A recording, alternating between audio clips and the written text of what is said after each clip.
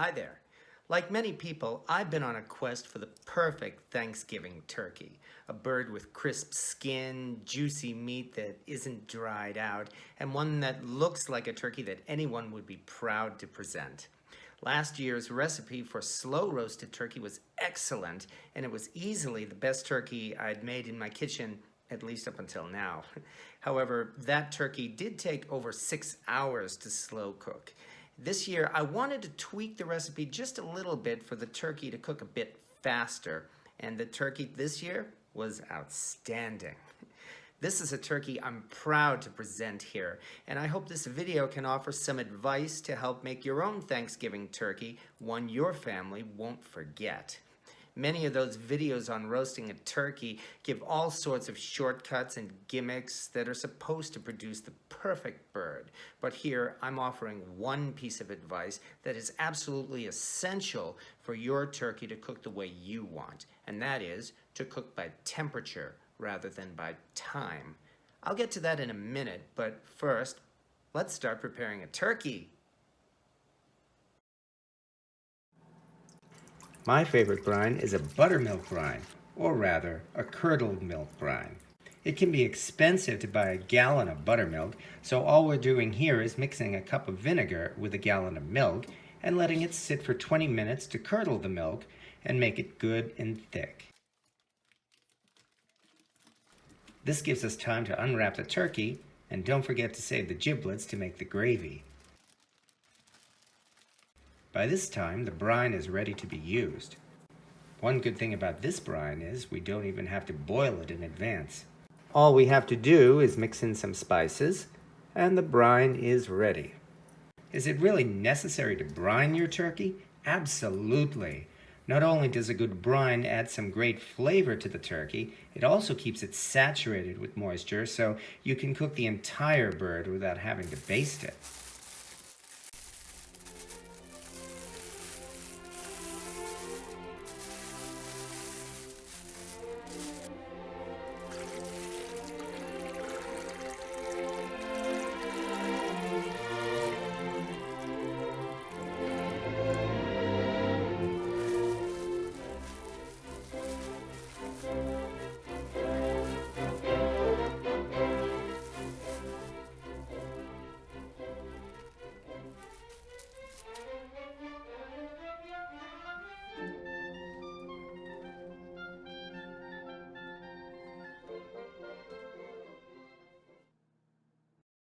We begin roasting by taking out the world's greatest turkey roasting pan.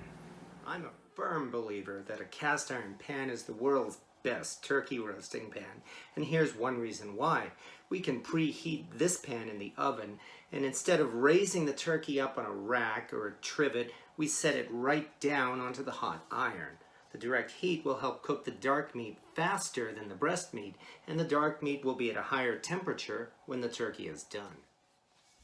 We start by placing the cast iron pan into the oven and preheating the oven and the pan to 300 degrees. Now we prepare a spice rub for the turkey. You can use your favorite spice rub, but here we're making a very simple mixture of kosher salt, pepper, smoked paprika, and baking powder. The baking powder will help dry out the skin and make it good and crisp. Now the turkey comes out of the brine. We wash off the turkey and pat it good and dry with paper towels.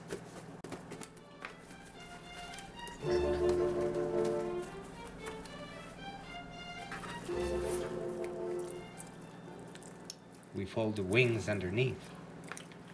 We turn the turkey over and we apply the dry rub. Be sure to use as much of the rub as possible and don't hold back.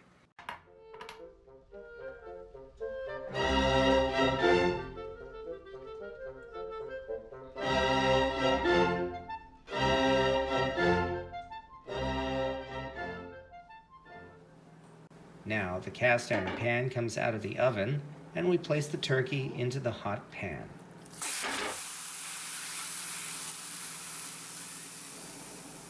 We insert a probe thermometer into the breast and into the oven it goes.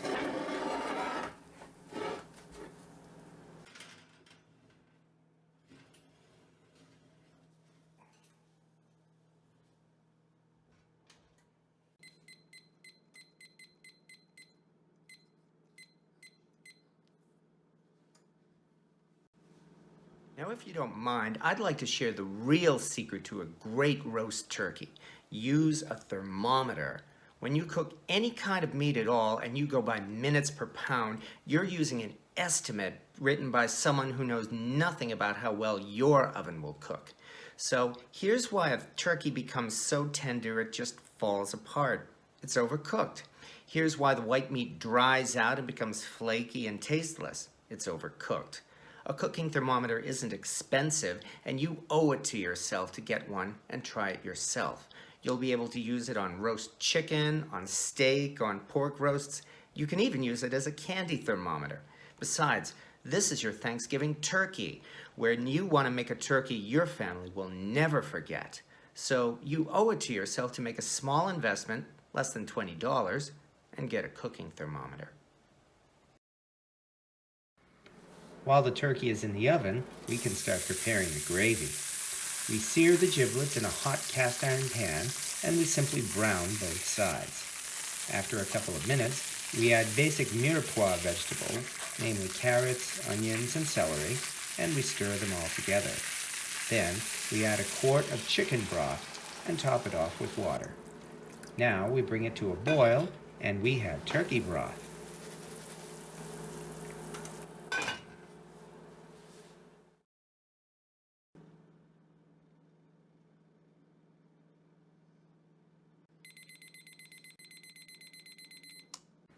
But then something happened. The breast is actually getting to 150, whereas the dark meat is going past 150. We are more like closer to 160 for the dark meat. One last try. And we see it ourselves. Okay. Definitely. In which case, we proceed with step 2. And now we move on to step 2. We cover the turkey with foil and let it rest while we raise the oven temperature to 500 degrees. When the oven is ready, the turkey goes back into the oven so we can blast it with heat for 15 minutes.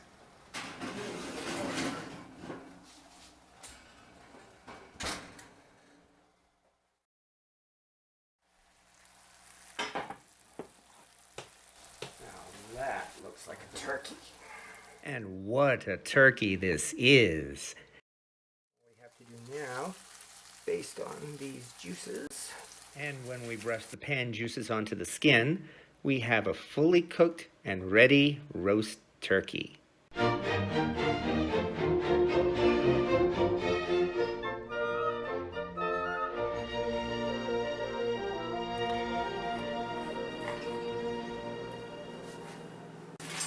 We cover the turkey once again and let it rest, and now it's time to prepare the gravy. It took a lot of practice to be able to put together a decent gravy, but I was quite happy with how this gravy turned out. We heat the pan drippings on medium heat and mix in flour a little at a time to produce a roux. Stir it vigorously to mix in the flour and make the roux good and thick. Then we start adding the turkey broth, a little at a time, and stirring it to thin the gravy out and bring it to just the right consistency. We don't even have to add additional spices to the gravy, though you can certainly do so if you want. Here, it's best to use a taste tester and get an honest opinion to be sure the gravy is ready. You think this is That's good? yeah, actually, that's a little too thick. A little too thick, okay. Okay, then. Now that I seen you scoop it and dump it, I was like, oh. And mix in a little bit more. That's why I was looking for a second opinion. Get after that. Yeah, that's why, as I've said, I like the honest opinion for that reason. That's some good gravy. That's some real good gravy, Alex. Good gravy, that's some good gravy. Mm-hmm. Yes, indeed, this is some good gravy. And now, at last, it's time to serve the turkey.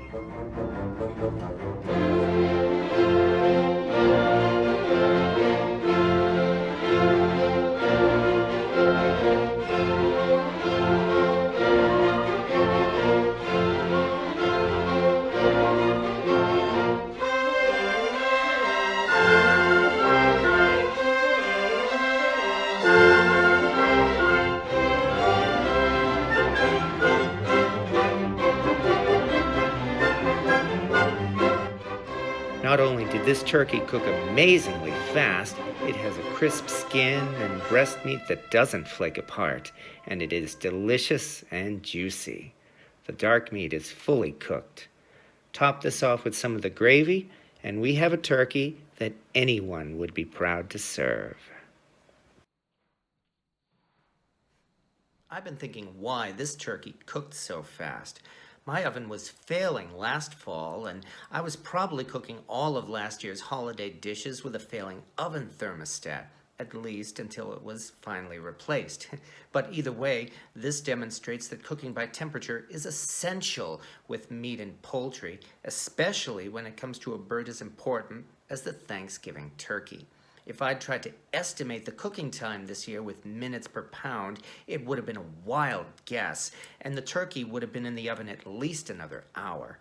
But because the temperature was measured with an oven thermometer, it produced a turkey that had everything you could have possibly hoped for.